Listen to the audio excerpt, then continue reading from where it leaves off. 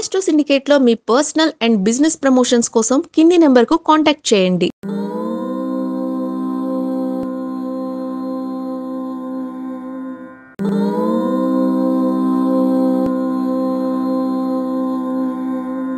ఓం శ్రీ గురుభ్యో నమః. హరి ఓం. శ్రీరామ రామ రామేతి రమే రామే మనోరమే సహస్రనామ తత్తుల్యం రామనామ వరాననే. అందరికీ నమస్కారం. వారం వారం షేర్ మార్కెట్ సమాచారం మీకోసం. గత వారంలో మనకి భారతీయుల యొక్క ముదుపరుల సంపద అద్భుతంగా ఉంది. గత వారంలో మనం దాదాపుగా రీచ్ అయ్యాం. సెన్సెక్స్ నేను దాదాపుగా బుట్టాబుట్టిగా 99.30% నేను రీచ్ అయ్యాను. నిఫ్టీ నేను చెప్పేదానికంటే 1000 పాయింట్స్ ఎక్కువనే ఉంది. సో రెండు మనము అద్భుతం. నాకు చాలా సంతోషంగా ఉంది. మన భారతీయుల సంపద వృద్ధి పొందడానికి మధ్యతరగతి వాళ్ళు కానీ, అంటే వాళ్ళు ఎవరైనా సరే, దిగువ మధ్యతరగతి వాళ్ళైనా సరే ఈ షేర్ మార్కెట్లో పెట్టుబడి పెట్టి లాభాలు పొందాలన్నటువంటి ఒక మంచి సుహృద్భావ వాతావరణం నాకు బాగా కనపడింది. అందరూ పెట్టుబడి పెట్టడం, లాభాలు పొందుకున్నారు. ఇలాగే ఉండాలని కోరుకుంటున్నాను. కానీ ఇది ఒక రకమైనటువంటి మార్కెటింగ్ వ్యవస్థలో ఉన్నటువంటి ఒక తడబాట్లు. కాబట్టి ఆలోచించి అనుభవాన్ని తీసుకొని అందులో పెట్టుబడి పెట్టండి. మిడ్ క్యాపిటల్లో పెట్టుబడి పెట్టవచ్చు, లాభమే. అలాగే మనకి వస్తున్నటువంటి కొత్త ఐపీఓలు ఉంటాయి కదా, ఐపీఓలో కూడా మీరు పెట్టుబడి పెట్టవచ్చును, లాభాలు స్వీకరించే అవకాశం ఉంటుంది. కొత్త వాటిల్లో పెట్టుబడి పెట్టండి. దీర్ఘకాలికమైన పెట్టుబడి మీకు మంచిది. ఆ విషయం ముందు గమనించుకోవాలి. మీరు వెంటనే ఇన్స్టాంట్ ఫుడ్ లాగా డబ్బులు పొద్దున పెట్టి సాయంత్రం రావడం అనేది జూదం. అది మనకు ఆ రోజు మనకి 6 గ్రహాల కూటమి ఒకే సరళ రేఖ వచ్చినప్పుడు అది అదృష్ట యోగం. అలా ప్రతిరోజు రాదండి, ప్రతిరోజు వస్తుంది. కానీ ఒక క్షణం అది అర్ధరాత్రి రావచ్చు, మాకు పగలు రావచ్చు, ఉదయం రావచ్చు, ఎప్పుడైనా రావచ్చు. ఆ భాగ్యం అనేది క్షణమే ఉంటుంది. అది అదృష్టం. అది ప్రతి ఒక్కళ్ళకి ప్రతిరోజు ఉంటుంది. 100 రూపాయలు వచ్చేవాడికి 100 కోట్లు వచ్చేవాడికి తేడా ఉంటుంది అంతే. కాబట్టి మన అదృష్టం ఎంత అనేది మనం బేరీ చేసుకోవాలి. సరే, ఉపన్యాసం ఎక్కువైపోయింది. పాపం చాలామంది షేర్ మార్కెట్ గురించి చెప్పండి స్వామి, అర్జెంటుగా వినాలనుకుంటున్నాం మేము.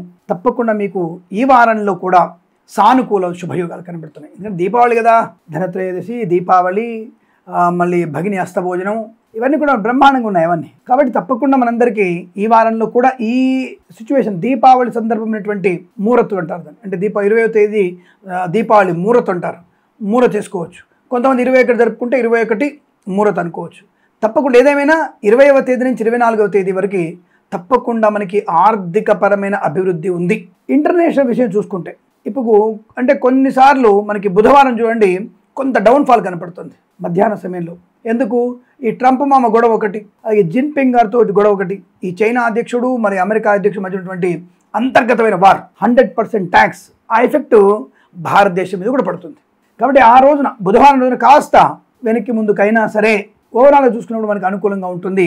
కారణం ఇజ్రాయెల్ గాజా ఉన్నటువంటి ఆ ఉద్రిక్త పరిస్థితి సద్దుమణగడం, ఈ హమాస్ యొక్క వ్యక్తుల యొక్క ఇబ్బందికరమైన వాతావరణం నుంచి బయటపడడం, అది ఒక ప్లస్ పాయింట్ అవ్వడం. రెండవది, రష్యా కూడా నిరాయుధీకరణ యుద్ధాన్ని ఆపడానికి, ఉక్రెయిన్తో యుద్ధాన్ని ఆపడానికి చేస్తున్నటువంటి కొన్ని సూచనలు, వాళ్ళ ప్రయత్నాలు తప్పకుండా ఆర్థిక వ్యవస్థలో ఉన్నతమైనటువంటి ప్రయోజనాన్ని పొందుకునే అవకాశం ఖచ్చితంగా ఉంటుంది. కానీ తప్పకుండా మార్కెట్లో కాస్త బుధవారం రోజున, మంగళవారం రోజున ఉదయం కూడా కాస్త ఒడిదుడుకులు వచ్చినా తప్పకుండా మళ్ళీ మనకి అద్భుతమైనటువంటి పురోగమనము ఉంటుంది అని చెప్పవచ్చు.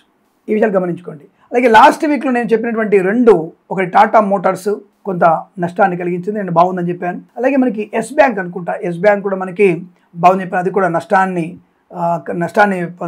పెట్టుకుంది, నష్టాన్ని పడుకుంది అది. కాబట్టి కొద్దిగా ఆ రెండిట్లలో నేను తప్ప మిగతా వాటిల్లో అన్నిట్లలో కూడా నేను చెప్పినవి అనుకూలమైన ఫలితాలు వచ్చాయి. ఇలా నేను అమ్మవారి అనుగ్రహంతో చెప్పిన ఫలితాలు అనుకూలంగా మీకు కలగాలని కోరుకుంటూ, మరి ఈ వారంలో ఉన్నటువంటి Axis bank, Canara bank, ICICI, HDFC, HSBC, yes bank మరియు ఇతరత్ర ఇంటర్నేషనల్ బ్యాంకులు లాంటి వాటిల్లో కూడా ఈసారి బ్యాంకింగ్ షేర్లు తప్పక మనల్ని ఆర్థిక పురోగతికి కారణమయ్యే అవకాశాలు ఉంటాయి. బ్యాంకింగ్ షేర్లు కొనవచ్చును. ఇక టాటా మోటార్స్ తటస్థ స్థితి అలాగే ఉంది, దాంట్లో మళ్ళీ మార్పు రాలేదు. అది మళ్ళీ నష్టాన్ని చూడవచ్చు, లేదంటే తటస్థ స్థితి కొనసాగవచ్చును. కానీ మహీంద్రా కానివ్వండి, అశోక్ లేలాండ్ కానివ్వండి, మారుతి కానివ్వండి, తప్పకుండా ఈ ఆటోమొబైల్ షేర్స్ మీకు లాభాలు కలిగించే అవకాశం. అలాగే ఈసారి కూడా ఇన్ఫ్రాస్ట్రక్చర్ షేర్స్ మీకు లాభాన్ని కలిగించే అవకాశం ఉంది. అవి మీరు తప్పకుండా కొనుగోలు చేయవచ్చు. ఐపీఓలు కొత్తగా వస్తున్నటువంటి ఐపీఓల సమయటువంటి షేర్స్ మీరు తప్పకుండా కొని అట్టి పెట్టుకోండి. ఒక 3 మాసాలు 6 మాసాలు అట్టి పెట్టండి, వాటిలో లాభం పొందుకుంటారు. సెంటిమెంట్కి తలగుకండి, అంటే సెంటిమెంట్ కొనండి, సెంటిమెంట్లో అమ్మేయకండి భయపడి, అది మీకు నష్టానికి వెళ్తుంది. నేను చెప్పేటువంటి సూచన తప్పకుండా ఇది మీరు పాటించే ప్రయత్నం చేయండి. ఇక ఏ రాశుల వారికి బాగులేదు అన్న విషయానికి వస్తే వృషభ, మిథున, మీన రాశి వారికి షేర్ మార్కెట్ ఏమాత్రం అనుకూలంగా లేదన్న విషయాన్ని గుర్తుంచుకోండి. నష్టాన్ని పొందుకునే అవకాశాలు ఎక్కువ కనబడుతున్నాయి, తస్మా జాగ్రత్త. కర్కాటక, వృశ్చిక, కుంభరాశి వారికి యావరేజ్గా ఉంది. జాగ్రత్తగా పెద్దవాళ్ళ మాట విని దీర్ఘకాలిక పెట్టుబడి పెట్టిన లాభం. మిగతా రాశుల వారికి ధనయోగము, మంచి లాభసాటి వ్యవహారము, మళ్ళీ మీరు మంచి ధనవంతులయ్యేటువంటి శుభ సూచనలు కనబడుతున్నాయి. ఇది గమనించుకోండి. మరి ఫార్మా షేర్స్ ఎలా ఉన్నాయి స్వామి? సన్ ఫార్మా కానీ, రెడ్డి కానివ్వండి, హెటెరో కానివ్వండి, అరోబిందో కానివ్వండి, ఇవన్నీ కూడా మనకి లాభసాటి వ్యవహారంగా ఉన్నాయి. ఫార్మా కంపెనీల అనుకూలవంతమైన వైఖరి మనకి లాభాన్ని కలిగించే అవకాశం. ఫార్మా షేర్స్ కొనుగోలు చేయొచ్చు. కొంతవరకు మనకి ఈ సన్ ఫార్మావి కొంత గురువారం రోజున కొంత డౌన్ఫాల్ అయ్యే అవకాశాలు కనబడుతున్నాయి. ఆ విషయంలో కాస్త గమనించుకొని పెట్టుబడి పెట్టే ప్రయత్నాన్ని చేయండి, లాభంగా పొందవచ్చు. సెన్సెక్స్ ఎంతవరకు రీచ్ అవ్వచ్చు, బెంచ్ మార్క్ ఎంత ఉంటుంది, కీ సపోర్ట్ ఎంత ఉంటుంది, సపోర్ట్ లెవెల్ ఎంత ఉంటుంది, ఎంతవరకు రెసిస్టెన్స్ ఉంటుంది అనే విషయాన్ని తెలుసుకున్నట్టయితే ముందుగా మనము 83,381 నుంచి 82,560 ఆ మధ్యలో మీకు ఉండే అవకాశం కనబడుతోంది. ఎందుకంటే ఇది ఒక సెన్సెక్స్ యొక్క కొంత తొణికిసలాట వెనక్కి ముందుకి, అంటే నేను వెనక నుంచి ముందుకు వచ్చాను, ఆ విషయం గుర్తుపెట్టుకోండి. అలాగే కీ సపోర్ట్ లెవెల్స్ 82,100 నుంచి స్టార్ట్ అవుతుంది. ఇమ్మీడియట్ రెసిస్టెన్స్ ఎంత ఉండొచ్చు అని అడిగితే 83,729 ఇమ్మీడియట్ రెసిస్టెన్స్. అలాగే మాక్సిమం రెసిస్టెన్స్ ఎంతవరకు వెళ్ళొచ్చు? 84,535 నుంచి 85,100 వరకు కూడా రీచ్ అవ్వడానికి అవకాశాలు ఉన్నాయి. అంటే తప్పకుండా ఓవరాల్గా మనకి 84,000 పైనే మనకి రీచ్ అవుతుంది. మరి మీరేంటి స్వామి 80,380 నుంచి వాటి నుంచి 82,530 అంటే ఎంత దరిద్రంగా ఉన్నా 83,381 కంటే తక్కువ, ఇంకా హీనంగా 82,000 తక్కువ, 560 తక్కువకి మనం వెళ్ళము అని చెప్పడం ఉద్దేశం. కానీ హై రేంజ్ బెంచ్ మార్క్ మాత్రం తప్పకుండా 85,100 వరకు రీచ్ అవ్వడానికి అవకాశాలు ఖచ్చితంగా ఉంటాయి. అలాగే మరి నిఫ్టీ ఎలా ఉండబోతుంది? 25,350 నుంచి 25,680 మధ్యలో ప్రారంభం కాబోతుంది. ఇమ్మీడియట్గా సజెషన్ చేయడానికి అవకాశం ఉంది 25,530 నుంచి మ్యాక్సిమం 25,980 వరకు ఈ యొక్క నిఫ్టీ రీచ్ అవ్వడానికి అవకాశాలు ఉన్నాయి. ఒక దశలో 26,000 బెంచ్ మార్క్ దాటి 26,100 బెంచ్ మార్క్ దాటవచ్చును.